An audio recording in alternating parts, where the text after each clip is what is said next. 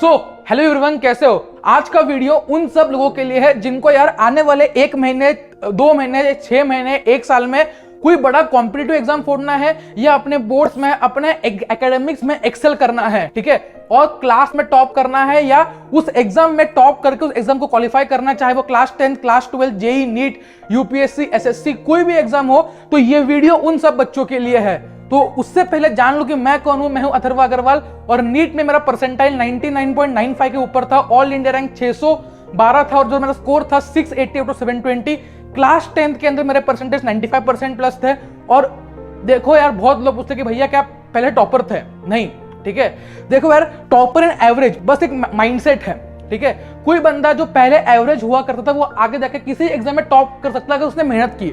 तो सब कुछ 100% डिपेंड करता है मेहनत के ऊपर। तो आप लोग बोलते होंगे भैया मेहनत तो हम भी करते हैं, हमारे नंबर नहीं आते, हमारे क्लास का ये बंदा है इसके नंबर इतने आते, 95% आते।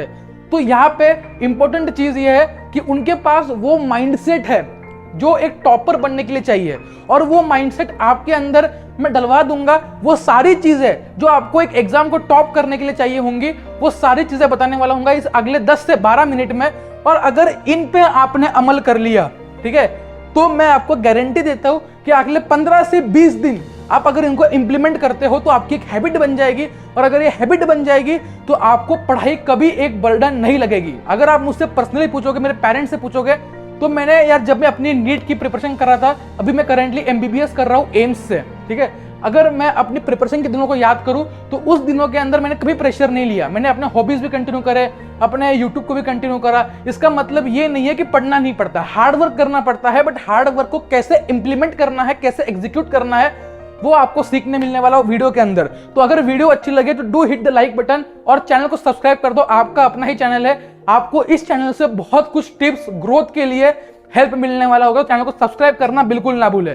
तो यहाँ पे बिकम अ टॉपर, पहली चीज जो बहुत बच्चे गलती करते हैं वो है dream big but keep small goals, ठीक है। ड्रीम बड़ा होना चाहिए, गोल्स छोटे होने चाहिए, सिंपल लैंग्वेज के अंदर। क्योंकि यार देखो, गोल्स मतलब क्या, ड्रीम बिग, मेरे को यूपीएससी क्रैक करनी है, मेरे को नीट में ऑल इंडिया रैंक अंडर 100 लाना है, 500 लाना है, जेई मेंस क्रैक करना है। बट उसके लिए गोल आपको हर दिन के सेट करने, डेली टारगेट सेट करना, और वो आपके अचीवेबल होने चाहिए। आपको उसको बहुत बड़ा सेट नहीं करना, वरना आप वहीं पे हार मान जाओगे। आगे बढ़ते हैं विद ऑल आवर स्ट्रेटेजीज। ऐसे ऐसे पैटर्न बताऊंगा जो टॉपर्स मैं खुद जिसको इंप्लीमेंट करता था, ठीक है, जिससे मैंने अपने स्कोर को बढ़ाया। मेरे बैच में ऐसे लोग जिन्होंने केवीपीवाई एनटीएससी ऐसे एग्जाम क्रैक कर रखे हैं ऑल इंडिया रैंक से, ठीक है। मेरे पहचान में ऐसे कुछ लोग हैं जिन्होंने यूपीएससी के अंदर अंडर 100 रैंक करा रखी है। उनको मैं देखता हूं, उनको ऑब्जर्व करता हूं, और ये सारी चीजें मुझे समझ में आई है, ठीक है। स्टडी पैटर्न देखो यार, 3 टाइप के स्टडी पैटर्न होते हैं, ठीक है। बहुत बच्चे इसी में गलती करते हैं कि अपने बेस्ट स्टडी पैटर्न नहीं ढूंढते, पूरा दिन पढ़ते रहते हैं, बुक खोला पढ़ते रहे। इससे नहीं काम चलेगा। आपको तीनों में से एक पैटर्न चूज करना है, ठीक है। देखो, कोई भी कॉम्पिटिटिव एग्जाम कर रहे होते हैं, 10 से 12 घंटे की पढ़ाई इनफ होती है, ठीक है। 10 घंटे मैंडेटरी होती है पढ़ाई, इंक्लूडिंग लेक्चर, सब कुछ, ठीक है। तो आपको 3+4+3, 3+2+2+2, 4+3+2+1 सबसे बेस्ट है ये वाला स्टडी पैटर्न, ठीक है। आप सुबह उठते ही 3 घंटे पढ़ते हो। देखो यार, सुबह उठने का टाइम एकदम फिक्स कर दो, क्योंकि यार देखो, आपका जो क्लॉक है, जो आपका बायोलॉजिकल क्लॉक है, वो सही चलना चाहिए, ठीक है। बैक ऑफ द माइंड आपके पास एक फिक्स टाइम चाहिए उठने का, कि आप 6 बजे उठ रहे हो कि 7 बजे उठ रहे हो कि 8 बजे कि 9 बजे कि 10 बजे। अवॉइड करना 10 के बाद उठना। इसका रीजन ये है कि जब आधा दिन खत्म होता है तब आप उठते हो तो आप बिल्कुल फ्रेश फील नहीं करते, स्लगिश फील करते हो। तो ट्राई करो कि एक फिक्स टाइम पे उठो। क्लियर, पहला पॉइंट। सेकंड पॉइंट, इनमें से एक स्टडी पैटर्न हमको अपनाना है। देखो, जो सुबह का टाइम है सबसे इंपॉर्टेंट वही है, वो आपका गोल्डन पीरियड होता है। तो 3-2-2-2-3 या किसी को एक को चुनिए, ठीक है। अगर आप बिगनर हो तो इसको सही से कीजिए, ठीक है। इसको भी कर सकते हो, लेकिन बीच में आपको बहुत टाइम बैठना पड़ेगा, ठीक है। और ये इतना एप्लीकेबल नहीं होता। तो 3+2+2+3 सबसे बेस्ट पैटर्न होता है हमें अगर पढ़ना है तो। सुबह उठिए, 3 घंटे पढ़िए, फिर ब्रेक लीजिए, 2 घंटे पढ़िए, फिर ब्रेक 2 घंटे, फिर ब्रेक 3 घंटे, ठीक है। अगर आपको लगता है कि इसके बाद भी आपके पास टाइम बच रहा है तो रात को और 2 घंटे का या 1 घंटे का एक्स्ट्रा खींच सकते हो, या आपके ऊपर है।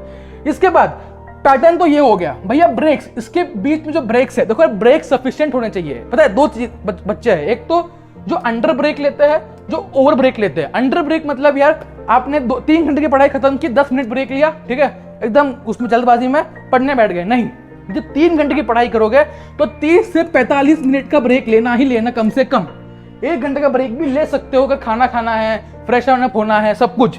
और कुछ बच्चे 3 घंटे पढ़ लिए तो 3 घंटे का ब्रेक लेते हैं, वो चीज भी नहीं करनी है, ठीक है।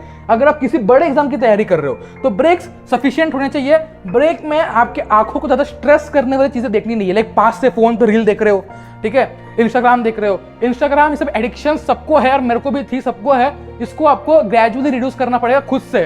फोन बंद करके रख दो, फोन को लॉक करके रख दो। जब भी ब्रेक मिलेगा तब लैपटॉप खोलो या ऐसा कुछ करो कि जिससे यार रिजनरेट हो, पेरेंट्स से बात करो। ये सब चीजें आपको अपनानी पड़ेगी।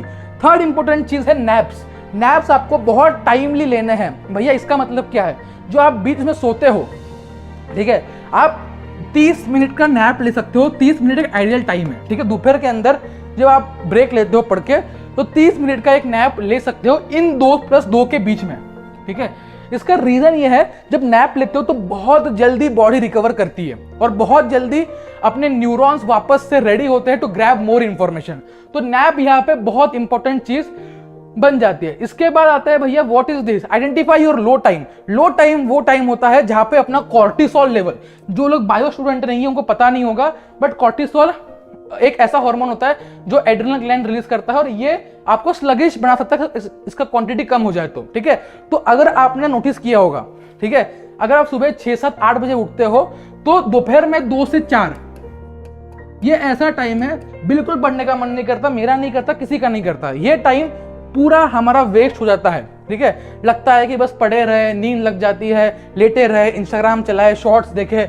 तो ये 2 से 4 का टाइम, इस समय पे अपने कॉर्टिसोल लेवल बहुत कम होते हैं। खाना खाने के बाद कॉर्टिसोल लेवल काफी कम होता है। तो इस टाइम पे क्या करना है भैया, इस टाइम पे हमें उठ के पढ़ना है, जितना हो सके एक्टिव लर्निंग पे फोकस करना है। एमसीक्यू सॉल्व करना है, क्वेश्चन सॉल्व करना है, पीवाईक्यूज देखने हैं, ठीक है। घूम के पढ़ाई करो जितना हो सके उतना। बायो अगर पढ़ रहे हो तो चल के पढ़ाई करो, जितना हो सके उतना हमें एक्टिव रहना है बॉडी को, ताकि कॉर्टिसोल लेवल्स प्रॉपर्ली बॉडी में डिस्ट्रीब्यूट होता रहे। अगर ब्रेन तक कॉर्टिसोल कम पहुंचा तो आराम से नींद में आ जाओगे। तो लो टाइम को आइडेंटिफाई करके इस टाइम में, हो सकता है किसी का 2 से 5 हो, किसी का रात का टाइम हो, ठीक है, उन टाइम पे अपने को इफेक्टिवली पढ़ाई करनी है। उसके बाद जो टॉपर करता है, focus on active learning. Maximum बच्चे क्या करते हैं, अगर मैं आपको एग्जांपल दूं कि आपको मैंने एक 500 का, मैंने आप आंखें बंद कीजिए, आपके सामने ड्राइंग पेपर लीजिए। उस ड्राइंग पेपर में मैंने आपको 500 का नोट बनाने दिया, 500 रुपीज का नोट। सबने देखा होगा, सबने देखा है, ठीक है। 99.99 या 100% बच्चे ऐसे होंगे जो उस नोट को कभी बना ही नहीं पाएंगे as it is exact. Exact क्या, 90% भी विथ एक्यूरेसी नहीं बना पाएंगे, ठीक है, 80% भी। रीजन बीइंग, हमें बस इतना पता है कि ऐसी नोट होती है, या 500 लिखा है, कुछ साइन वगैरह होंगे, गांधी जी का फोटो होगा, दैट्स इट। रीजन बीइंग क्योंकि हम बस देख रहे, रोज देखते हैं, 1000 बार देखा है, बट फायदा नहीं हुआ उससे, वो मेमोरी में नहीं घुसी है चीज एज इट इज जो इन डेप्थ चाहिए। यही है कंपटीशन, यही है टॉपर बनने का सीक्रेट, कि अगर हमें टॉपर बनना है तो हमें क्लोजली अप्रोच करना पड़ेगा जो सब्जेक्ट पढ़ रहे हैं। नोट की बात नहीं कर रहा, बात करो सब्जेक्ट की। तो फोकस करना है एक्टिव लर्निंग। एक्टिव लर्निंग मतलब क्या, आप घर पे गए, ठीक है, आपने क्लास में चैप्टर पढ़ा, लेक्चर देखा, घर पे आए, घर पे आके पढ़ने पलट रहे हो, ओके, नेक्स्ट, ठीक है, रीड कर रहे हो, उसका एग्जांपल ये है, इसका एग्जांपल ये है, इसका एग्जांपल ये है। अगर ये करते रह जाओगे तो फंस जाओगे। ठीक, चीजें तुम याद करने जा रहे हो बट वो चीजें तुम्हारे माइंड पे नेगेटिव इंपैक्ट डाल रही है, बोरिंग भी लग रही होगी और काफी ये लग रहा होगा। तो हमें क्या करना है, हमें जो इतनी भी इंफॉर्मेशन है, एक पैराग्राफ पढ़ा, उसको कन्वर्ट कर लो फ्लोचार्ट के फॉर्म में। अगर एग्जांपल्स है तो एग्जांपल्स को लिख लो अपने हाथों से। अपने पास हमेशा एक पेन कॉपी होनी चाहिए, सब कुछ लिखना नहीं है। कुछ लोग क्या करते हैं, पूरी लाइन लिखते हैं, ठीक है। जैसे कि मान लो कोई, ठीक है, मान लो human beings have a scientific name of homo sapiens, कुछ भी लाइन है, ठीक है, तो वो पूरा लाइन लिख देते हैं। ये सब नहीं करना है, ठीक है। ह्यूमन बीइंग्स होमो सैपियंस, इस तरह से आपको एक्टिवली पार्टिसिपेट करना है। पेन, जो चीज आप एक बार लिख लेते हो वो आपको ज्यादा टाइम तक रिटेन रहती है। कोई कंसेप्ट हो, मान लो यार कोई क्लास 10 का बच्चा हो, 12 का बच्चा हो, मान लो 11-12 के बच्चे हो, तो आपके पास एक कंसेप्ट है क्रेब्स साइकिल। जिनको नहीं पता, कोई भी अपने कंसेप्ट ले लो जो कंसेप्चुअल टॉपिक है, जो समझना ही समझना है, ठीक है। तो हमने क्या किया, फ्लो चार्ट बनाया उसके बेसिस पे, ठीक है, उसको पूरा प्रॉपर्ली स्टडी किया। कहां से स्टडी किया, जहां से कर रहे हो, टीचर से, बुक से। स्टडी करने के बाद अपने दिमाग को चलाना है, अंडरस्टैंडिंग पावर बढ़ानी है। अंडरस्टैंडिंग पावर हमें बढ़ानी है। जैसे ही आप ये बढ़ाओगे वैसे ही आप खुद से फ्लो चार्ट बनाना सीख जाओगे। तो फ्लो चार्ट बनाओ, फ्लो चार्ट के फॉर्म में रिवाइज करो, ठीक है। माइंड मैप्स बनाओ, जितना हो सके उतने फॉर्मूलाज के, कंसेप्ट के माइंड मैप्स बनाओ, जितना हो सके इंटरलिंक करो। अगर मैं यहाँ पे आपको एग्जांपल, जैसे कि यार एग्जांपल में बोल देता हूँ, अगर मैं आपको बोल दूं जैसे कि मान लो कुछ भी एग्जांपल है, यू, ठीक है, यू किसके बीच में लाई करता है, ठीक है, यू के 2 लेटर पहले क्या आता है, यू के 2 लेटर बाद क्या आता है, तो आपको तुरंत क्लिक नहीं करेगा, बहुतों को नहीं करेगा, ठीक है। आप पहले दिमाग में याद करोगे ABCDEFG, अच्छा देखिए LMNO PQURST, तो आप पूरी सीक्वेंस बोलोगे क्योंकि आपके पास एक सीक्वेंस दिमाग में फिक्स है, ठीक है। इंटरकनेक्शंस बने हुए हैं, आपके न्यूरॉन्स इस तरह से फायर होंगे कि आपके ये इंटरकनेक्टेड रहेंगे। तो हमेशा ट्राई करो चीजों को जितना इंटरकनेक्ट कर पाओ खुद के लाइफ से, ठीक है। जितने चैप्टर को कनेक्ट कर पाओ कनेक्ट करके पढ़ो, क्योंकि जितने तुम कनेक्टेड पढ़ोगे उतना तुम लॉन्ग टर्म याद करोगे। अगर ABCD तुमको याद नहीं होती तो तुम कभी बता ही नहीं पाते कि यार यू के बीच में क्या आता है, ठीक है। जितना तुम कनेक्टेड चीजों को पढ़ोगे उतना तुम्हारा टाइम सेव होगा, right. Focus on keyword, keyword पे फोकस करना, जितना हो सके उतने कीवर्ड, जितने भी चैप्टर में कीवर्ड है, लाइंस पे फोकस नहीं करना, फोकस करना है कीवर्ड्स के ऊपर, ठीक है। तो ये हो गया हमारा एक्टिव लर्निंग। खुद से क्वेश्चन पूछो, खुद के टीचर खुद बनो, खुद के टीचर खुद बनो। इसके बाद एक लास्ट इंपॉर्टेंट पॉइंट है फ्रीक्वेंट रिविजिट्स। फ्रीक्वेंट रिविजिट्स क्या है भैया, ठीक है। अब देखो यार, कोई भी इंफॉर्मेशन हम लोग पढ़ते हैं, कोई भी इंफॉर्मेशन हम लोग पढ़ते हैं तो उसको भूलना लाजमी है, गारंटीड है कि भूलेंगे उसको, ठीक है। कितना भी कोई विद्वान नहीं होता, मैं बोल लूं या जिसने ऑल इंडिया रैंक 1 फोड़ रखी है वो भी इतना होशियार नहीं होता कि उसको सब कुछ याद रहे। तो यहाँ पे देखो हमने 100% इंफॉर्मेशन पढ़ ली डे 1 पे, ठीक है। उसके 20 मिनट के बाद लगभग हमको बस 58% याद रहता है रिटेंशन, ठीक है। 1 घंटे बाद 44%, मतलब आपने अगर 100 लाइन पढ़ी है, 100 कंसेप्ट पढ़े हैं तो उसमें से बस 44% याद रहेंगे 1 घंटे बाद।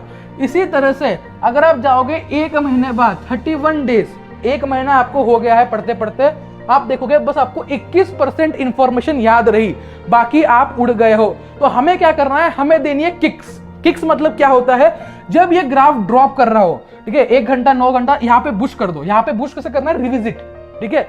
किसको रिविजिट करना है, आपने जो वो चैप्टर पढ़ते हुए खुद से रफ में, हैंडवर्क में, ठीक है, नोट सुंदर नहीं होने चाहिए, बस इफेक्टिव होने चाहिए। जो फ्लो चार्ट बनाए उनको आपको रिविजिट करना है जितना हो सके उतना, ठीक है, क्लियर। जितना हो सके उतना हमें चीजों को रिविजिट करना, ताकि ये जो ग्राफ है ये ऊपर पंप हो। हमें इसको हमेशा ऊपर पंप करना है ताकि हमें यार कोई दिक्कत ना आए। जितना तुम उसको 3-4 बार रिवीजन कर लोगे ना यार, रिविजिट कर लोगे, तो वो ग्राफ जो है तुम्हारा ऊपर जाता जाएगा और तुम 21% बस याद कर पा रहे थे 1 महीने बाद।